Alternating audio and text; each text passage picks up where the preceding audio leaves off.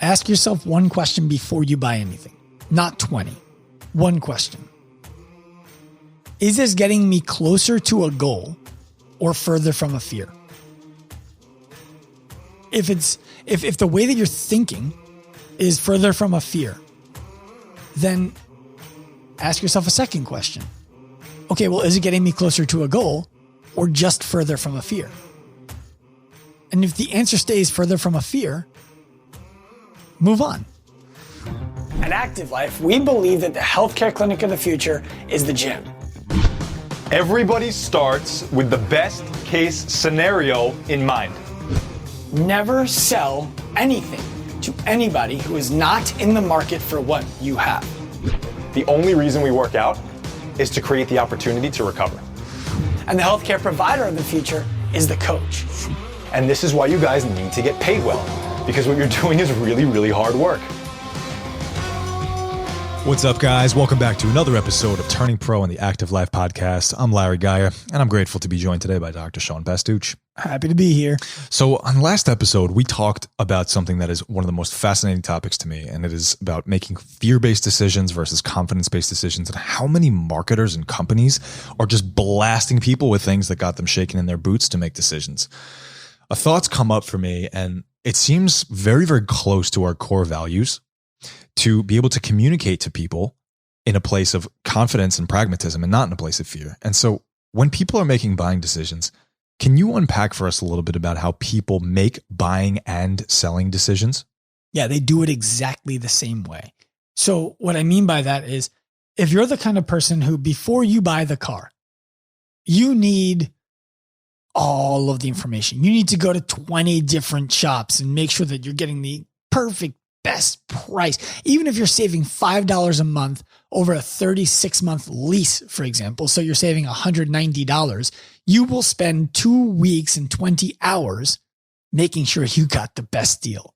Ends up being worth less than $10 an hour, but you definitely got the best deal. Now, if you're the person who shops that way, you're going to sell the same way. When somebody tells you they need to think about it, you're going to send them off into the world and let them do all of the research that they want, right? You're going to come back whenever you're ready. That's what I would want if I was the buyer. So I'm of course going to give you the same opportunity. And that lends itself in the same position to what we talked about last time, which is fear-based and confidence-based buying and selling. If you're constantly buying things because you are afraid, then the way that you are going to subconsciously understand is the best way to sell somebody is also going to go through fear. Does that make sense? Yeah, perfect sense. So a really good example of somebody who we have worked with, who we could have gone one of two ways on, and both could have worked. One was much harder, right? The confidence was much harder, would be your client, Brittany, who we've talked about on other podcasts. The brief story about Brittany, guys, there's a Shrug Collective podcast where we interviewed her. Long story short, Brittany reached out with some shoulder pain. Doctors told her she needed surgery. We told her that we could help her. She opted not to work with us, went to the doctors, ended up getting a surgery, came back a year later, said doctors wanted to do a second surgery, asked if we could help again. We said, no, we can't. At this point, it's too far gone. You need the second surgery. Came back after the second surgery. A bunch of bad stuff had happened in her life. She was sad. Because of this, by the way. Yeah. Because of this. She was sad. She was not feeling like herself anymore. She had gained weight. She's like, can you help me now? At this point, frankly, we weren't really sure. It was pretty bad. And the doctors wanted to do surgeries 3 and 4. And she was crying on the other side of the phone when we were having this conversation. And in that moment, when I told Brittany, I'm not sure, but I would be down to give it a try. Is this something that you would like to do? She said, yes. Told her what it costs. And she was like, whoa, I can't afford that. Well, this is because part of what you told her, to be clear, is that she was buying upfront for a year to make sure that if we could help her, every single chance was going to be had. Yeah, she came into the call preparing for a $200 a month bill, and I told her it was going to cost her at the time, $2,500 up front, something like that, $2,700 up front. And she's like, whoa, I wasn't ready for that. I need to think about this. Now, in that moment, I had a choice to make, and the choice that I had to make was, do I want to tell Brittany how bad her life could get if she doesn't sign up? Do I want to walk her down the path of, well, you told me you're depressed. Yeah. What's that like? Do you want to be depressed forever? The doctors failed you. Your fitness has failed you. Everyone around you is failing you. I can help you not be depressed, but you have to tell me that you want to not be depressed. If you don't sign up, I'm afraid you will be for the rest of your life. That was one angle I could have taken. And it feels like shit to even say it out loud. The other angle is, look, I'm really not positive we can help you. But I believe it would be worth a try, because I believe that if we can do the job, you may be able to avoid the surgery. You may be able to get your life back. You may be able to do all of the things that you describe wanting to be able to do. Would that be worth it to you? If the outcome was uncertain, would that be worth it to you to chase? And an hour of objections later, she said yes. I could have led with depression and fear right away. And she probably would have been like, oh my God, I don't want that anymore. Yeah, here, take my money. Right? But then how does that leave her? What is the relationship like when I assign her to you? What kind of conversations are you guys having if she's coming in out of a place of fear instead of coming out of a place of opportunity? Right. Totally different tone. So, I've gotten clients before, and I'm sure you have also, who've come from places where they were taught to fear before they came to work with us. And where they are is a sad place. It's a feeling of, I need you to do this for me. Instead of, would you please help me do this for myself? Which is not the way we want to run our business. So if you're the kind of person who is buying out of fear, you're afraid, you're uncomfortable, somebody has told you if you don't buy from them, you're going to die. I'm sensationalizing, but that's where they're going with their message. How are you going to turn around and shine optimism and opportunity on all the clients who you bring on board? The person you just hired is supposed to teach you how to sell. The person you just hired is supposed to teach you how to market. The person you just hired is supposed to teach you how to think. You think they're going to tell you a way that they don't function themselves and be effective? Does that make sense to you, Larry? Perfect sense. So in other words, you should be hiring someone who is demonstrating that they can show you how to do the things that you want to be able to move into being able to do. Yeah. Envision yourself being the person who you're buying from. Do you want to look, sound, feel like their company? Or does it repulse you to look, sound, and feel like their company? And I'm not talking about the income you think that they have or the financial freedom that you think that they have or the influence that you think that they have. I'm talking about the way that they attract their clients, because you're going to buy the same way that you're going to sell. So if you buy out of fear, you are going to sell people out of fear. I think it's really important for all you guys to understand that that mechanism exists within you.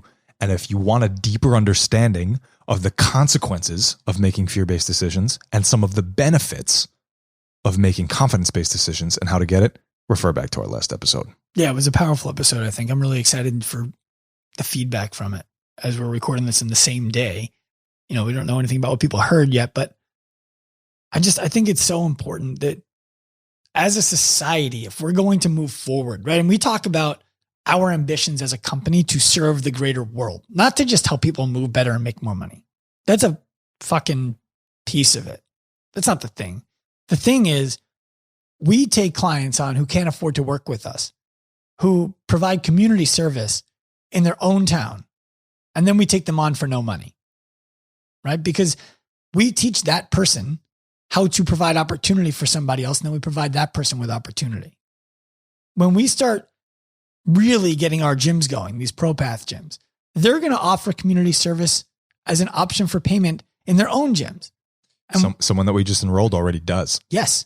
Exactly the kind of person we want to work with. Yes. So our ambition is not to just make a bunch of money and help people move well and get out of pain. Our ambition is to uplift society. We can't do that if we start from a place of fear. Yeah, I think you have to take a look at what your long-term perspective is and ambition is for what your experience of life is like. And you have to decide for yourself what you want the world you live in to look like. If you perpetuate people's fear, you have to understand that you're going to be around a lot of fearful people. And I don't know the last time you guys were in a room full of very, very afraid people. None of it feels good. So if you're feeding people fear so that they keep doing what you want them to do, you're going to be in a world that is full of very afraid, nervous, less effective people who aren't really fun to be around. And they're going to make you fear more. Yes. You put yourself in a room full of wealthy people, you will become wealthy. Mm-hmm. You put yourself in a room full of poor people who don't feel like they have any opportunity to become wealthy, and you will become poor if you stay there long enough. Mm-hmm. That's just the reality. Mm-hmm. That's why, economists talk all the time about if we strip the world of all of its money and start all over again, rich people would figure out how to get rich again. Yeah. And poor people would figure out how to get poor again. Well, because it's their underlying beliefs that you're talking about, right? Underlying beliefs and their education. Right. So this is no different. Can you give us a quick way that we can hijack habits that have been going on and what we can do to immediately pull a trigger to flip some switches inside how we make these decisions to both buy and sell? Ask yourself one question before you buy anything, not 20. One question. Is this getting me closer to a goal or further from a fear? If the way that you're thinking is further from a fear, then ask yourself a second question. Okay, well, is it getting me closer to a goal or just further from a fear? And if the answer stays further from a fear, move on. For people who don't necessarily have this absolutely monstrous, dialed in, goal-oriented mindset where they have this clear-cut picture, the goal that we are talking about here can be very simply a sense of well-being. 100%. Now, I will give you one last little tactic that you can use when you're in the buying process. Ask the person who you're buying from to share with you all of the reasons that buying from them might be a bad idea. And if they start giving you the bullshit that people give when they go into job interviews, oh, what's the one thing about you that we should know about that is not good for your job? Oh, I'm a workaholic. I'm a perfectionist. I never know when to stop. I work so hard. That's my biggest weakness. Right. You're not getting the job. Okay. So if you ask somebody, what are the reasons why working with you would not be successful? If they can't come up with a list of 5 that are specific to you, your gym, your clients, your skills, your staff, your beliefs, not some cockamamie generic nonsense that they tell everybody. Yours, because they listened to you. Run. I want to cap it right there because I think that's about as good as it gets. Turn pro.